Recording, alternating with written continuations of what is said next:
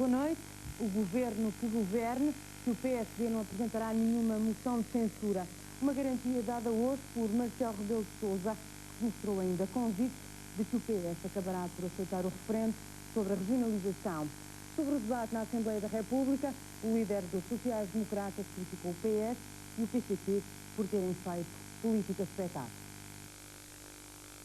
Eu acho que, de facto, o que se passou com a votação pelo Partido Socialista e pelo Partido Comunista na Assembleia da República foi política espetáculo, mas passou.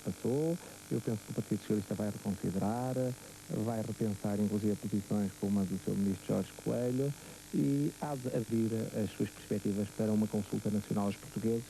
Haverá esse referendo nacional, tenho a certeza, porque a opinião pública está maioritariamente a pedi-lo, e haverá revisão constitucional. Tudo com a normalidade e com o governo, se Deus quiser, a governar o que não tem acontecido tanto até agora e a governar bem, como é bom para Portugal. A resposta de Marcelo Rebelo de Sousa às críticas feitas hoje por António Guterres. O primeiro-ministro acusou o PSD e o PP de fazerem política espetáculo ao abandonarem o debate parlamentar. Quanto ao que o PS vai fazer agora, Guterres só o divulgará amanhã na reunião da Comissão Nacional dos Socialistas. Na política portuguesa há aqueles que fazem da política um espetáculo, que entram e que saem. Depois há os que ficam, há os que estão, há os que cumprem aquilo que se comprometem, e é isso que nós desejamos fazer. Sobre esta matéria, como digo, amanhã terei a ocasião de me referir mais dilatadamente. E hoje, pela primeira vez, o Presidente da República referiu-se ao assunto, dizendo que não comentava. Jorge Sampaio promete que se pronunciará, mas só na altura certa. Não vou neste momento dizer nada sobre essa matéria, porque está um processo legislativo em curso.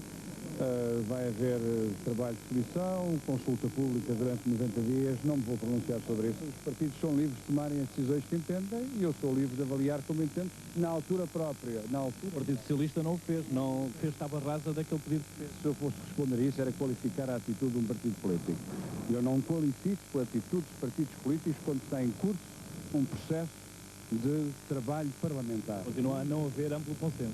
Eu terei a ocasião de pronunciar sobre isso quando for oportuno e que será naturalmente quando a mim me competir analisar esse problema na altura própria, que não é agora. António Guterres passou o dia no distrito de Aveiro e fez promessas que já vinham do anterior governo construir uma estrada que ligue Castelo de Paiva ao litoral. Guterres respondeu ainda aos deputados de Aveiro que criticaram por ter viajado de helicóptero. Ao mais periférico dos concelhos de Aveiro, o primeiro-ministro seguiu de helicóptero uma viagem que esteve na origem de mais uma controvérsia do governo PSD. Neste caso, as críticas dirigidas por três deputados do PSD por Aveiro. Castelo de Paiva vai finalmente poder estar ligado ao litoral, por forma a que o próximo primeiro-ministro que vier já não tenha que ir de helicóptero para poder cumprir um programa sobrecarregado. Da contestação que alguns deputados do PSD tiveram o facto de ter vindo de helicóptero. Deviam ter se queixado junto do próprio governo deles, que não cumpriu o projeto da realização da estrada. Guterres já conhece as más estradas de anteriores locações a Castelo de Paiva e reage também aos ataques dos deputados do PSD, que criticam também por, ao usar o helicóptero, não esperar por eles. Castelo de Paiva esperou por eles durante 5 anos. Muita gente em Castelo de Paiva para receber António Guterres, estamos na terra das minas de feijão, recentemente fechadas. O primeiro-ministro disse muito marcado pelo drama dos mineiros e acrescenta que vem para atenuar os efeitos da crise. O governo celebra 2 contratos de programa no valor de 1.200.000 contos, um para acabar de construir uma estrada rápida em direção ao litoral, outro para implantar um parque industrial precisamente na zona das antigas minas. Tudo, diz, por uma questão de solidariedade e para cumprir promessas do anterior governo. Estamos aqui para cumprir as resoluções tomadas em Conselho de Ministros em 1990. Não importa. A palavra dos governos não é a palavra dos governos, é a palavra do Estado. O Estado é uma pessoa que tem compromissos assumidos em nome do Estado que nem qualquer governo tem em seu cumprir. Medidas para melhorar a qualidade do ensino e o funcionamento das escolas foram anunciadas pelo Ministro da Educação. Marcelo Grilo diz que a grande prioridade são 30 escolas consideradas as mais carenciadas do país.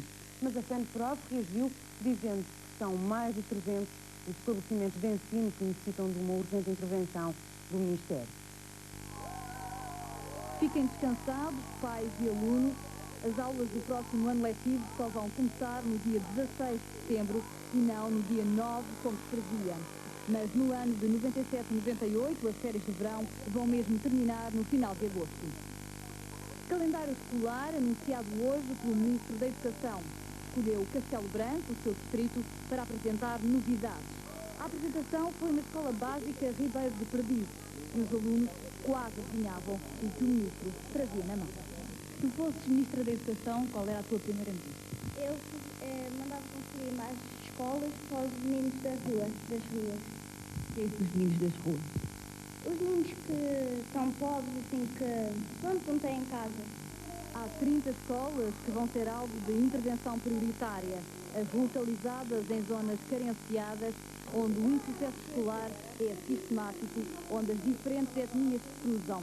Essas turmas vão ser mais pequenas, os professores têm que estar mais disponíveis para os alunos, mas as escolas têm que concorrer a este projeto. E serão lançados 30 processos de intervenção prioritária distribuídos pelas 5 direções regionais que, como sabem, compõem o espaço educativo em termos de regiões administrativas. Com 3 processos no Algarve, 4 no Alentejo, 9 na região de Lisboa, 5 na região centro e 9 na região norte. Quem nos dera que as nossas contas apontassem para 30 escolas em situação precária.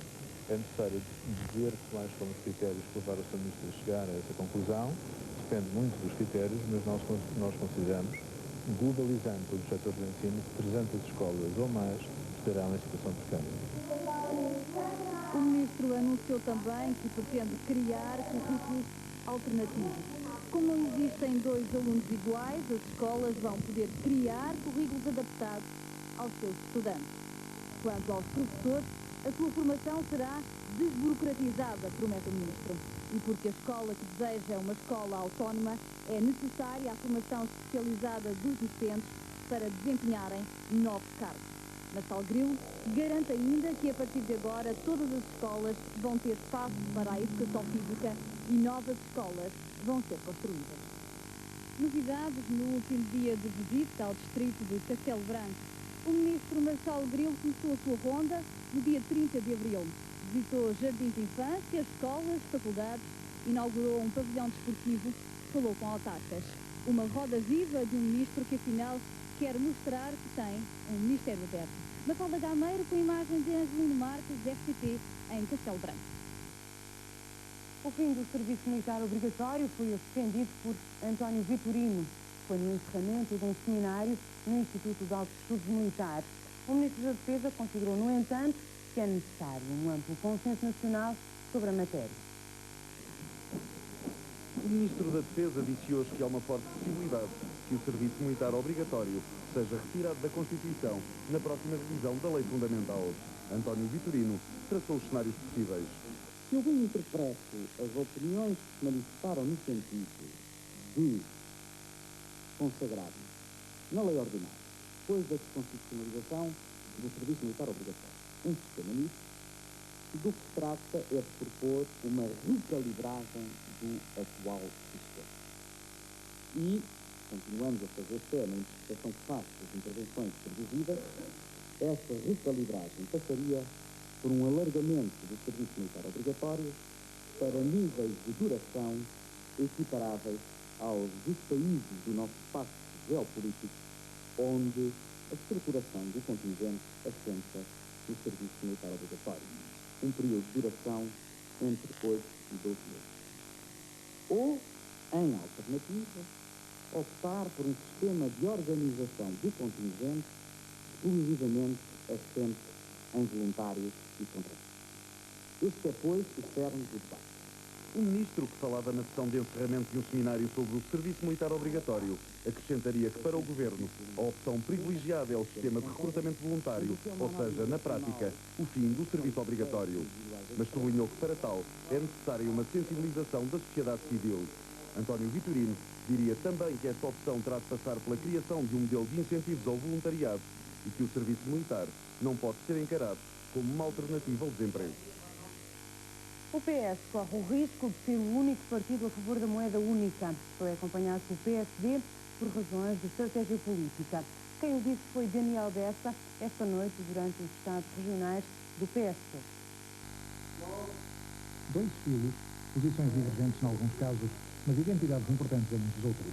As intervenções de Daniel Bessa e Vítor Constâncio fizeram realçar o pendor mais político do ainda há pouco tempo Ministro da Economia em relação ao economista de maior renome das fileiras socialistas.